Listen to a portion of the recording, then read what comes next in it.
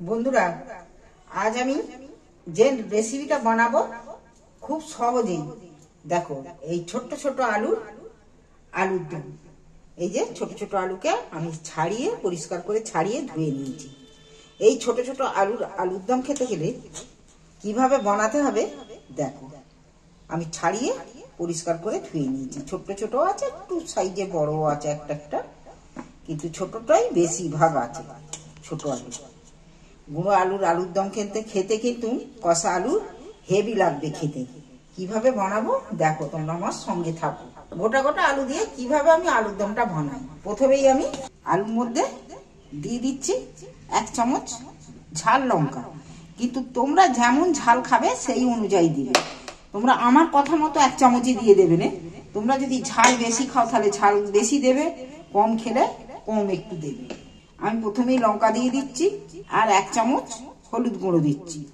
1 চামচ আদা বাটাও এর সাথে দিয়ে দিচ্ছি। স্বাদ মতো নুন দিচ্ছি। নুনটা লাগবে দিয়ে দিন। সর্ষের তেল আমি 2 চামচের মতো দিয়ে দিচ্ছি। আঞ্জাতেই দিচ্ছি, তবে 2 চামচের মতো দিন। তবে আলুর দম তোমরা অনেকেই অনেক রকম করে আলুর দম বানিয়ে খেয়ে দেখেছো, তবে এইভাবে একবার বাড়িতে আলুর দম বানিয়ে খেয়ে দিই। তোমাদের ভালো লাগে কি লাগে না তোমরা কমেন্ট করে আমাকে জানাবে। মশলা দিয়ে ম্যারিনেট করে রেখে দিই। আমি আবার 5 মিনিট চাপা দিয়ে রেখে দিচ্ছি। গ্যাসে কড়াটা বসিয়ে গ্যাস জ্বেলে দিই। কড়ার মধ্যে এবার আমি একটু সরষের তেল দিয়ে দিই। সরষের তেলটা গরম হয়ে গেছে। এখানে 2-3 টুকরো কাঠদানা দিয়ে দিই, দারচিনি। একটা তেজপাতা 2 টুকরো করে দিয়ে দিচ্ছি। একটা শুকনো লঙ্কা দিয়ে দিন। 2টো এলাচ ফাটিয়ে দিয়েছি।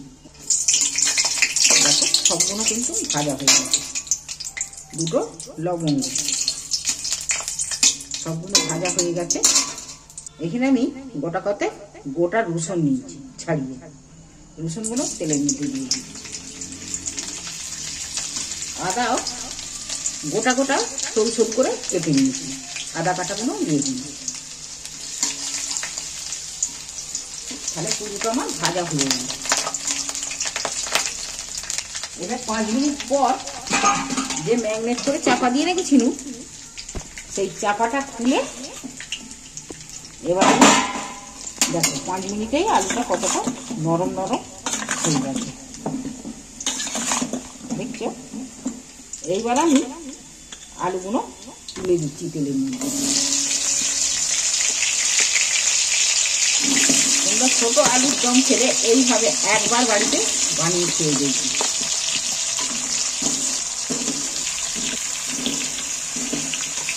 এইবার আমি আলুটাকে ভালো করে তেলটার মধ্যে কষিয়ে নিই।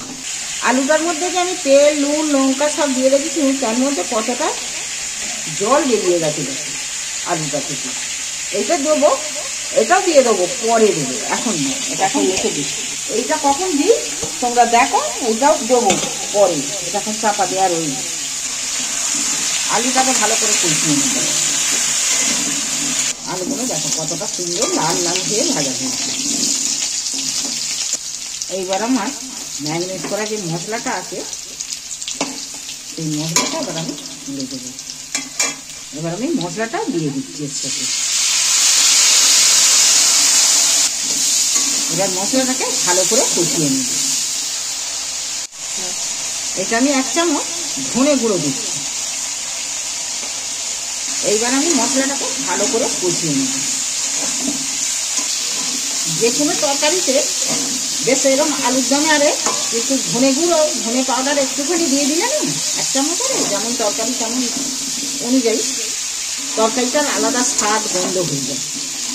ধনে পাউডারটা দিতেই কিন্তু বেশ সেন্ট উঠেছে অন্য,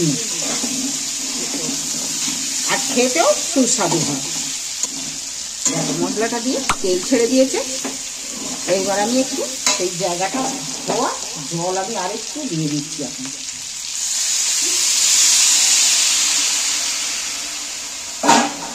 আবারও একটু কষবো।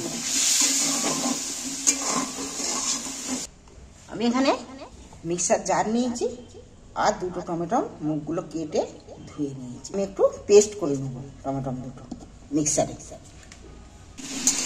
বলো, জলটা পুরোটা মরে গেছে। আলুটা কত সুন্দর দেখতে হয়েছে, লাল একদম টকটকে। দেখো, এবার আমি দুটো টমেটো যে পেস্ট করে নিয়েছি এতে মিক্সার জারে, এই মিক্সার জারে এবার টমেটো পেস্টটাও দিয়ে দিচ্ছি। টমেটোটা দিয়েও ফের আমি একটু কষে নেব, যাতে টমেটোটা একটু ভাজা হয়ে যায়, না কাঁচা গন্ধ ছাড়ে। টমেটো গোটা দিলে ভাজা হয়ে থাকে, কিন্তু এইটা গ্রেভিটা কত সুন্দর হয়েছে বলো তো, ওই জন্য আমি মিক্সারে একটু মিক্স করে নিয়ে দিয়েছি। তোমরা পারলে গোটাও দিতে পারো, তবে গোটাটা দিলে এতটা সুন্দর গ্রেভিটা হবে না। দুটো টমেটো দিয়েছি, টমেটোটা টক টক লাগবে। আর এই হাফ চামচের মতো চিনি দিচ্ছি, গোটা কথা চিনির দানা ছড়িয়ে দিচ্ছি, যাতে টমেটো সসের মতো টক টক মিষ্টি মিষ্টি ভাব কাটে। এইটা কিন্তু স্বাদটা আলাদা ধরনের হবে। আলুর দমটা যখন খাবে তখন দেখবে ঝাল ঝালও লাগবে, টক টকও লাগবে, আবার একটু মিষ্টিরও ভাব আছে। দেখো টমেটোটা তো দিনু, সেটাও কিন্তু এর সঙ্গে ভাজা হয়ে যাবে। এইবার আমি জল দিয়ে নিতে পারি, আলুটা সেদ্ধ হওয়ার জন্য জল দিচ্ছি। এই যে কষাটা হয়েছে, আমি আলুর দমটা এইরকম কষাই রাখতে চাই, এরকমই রাখবো, কিন্তু আলুটা সেদ্ধ হওয়ার জন্য আমাকে জল দিতে হবে। এবার আমি জল ব্যবহার করব, টমেটোর যে মিক্সার ধোয়া জলটা দিয়ে দিচ্ছি। বেশি জল দেবুনি, জলটা দিয়ে দিলে আবার আলুগুলো সেদ্ধ হয়ে গেলে তখন আবার গ্যাস পুড়িয়ে জলটাকে মারতে হবে। এবার আমি আলুটা ডুবো ডুবো মতো হয়ে গেছে, এবার চাপা দিয়ে দিচ্ছি, সেদ্ধ এর মধ্যেই হয়ে যাবে। এটা রাখবো কষা কষা আলুর দম। এই গামলিটাই চাপা, এবার আলুটা আমার সেদ্ধ হোক। দেখি তরকারিটা অনেকটাই সময়ই নিয়ে নিয়ে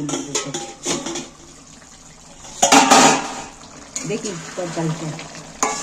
দেখো এবার যে জুসটা আছে আলুতে টেনে নেবে একটু করে। দেখি একটা আলু দিয়ে ভেঙে, বড় আলুই ভাঙে একটা,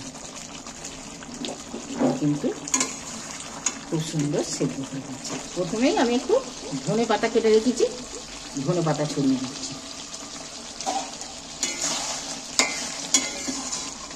এবার আমি একটু কেসুরি মেথি নিয়েছি, মেথিটাকে গুঁড়ো করে দিয়ে দিচ্ছি।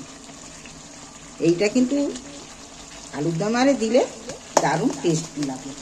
গ্যাসটা অফ করে দিন, কেন জুসটা আরও শুকনো হয়ে যাচ্ছে। রেসিপি আমার রেডি।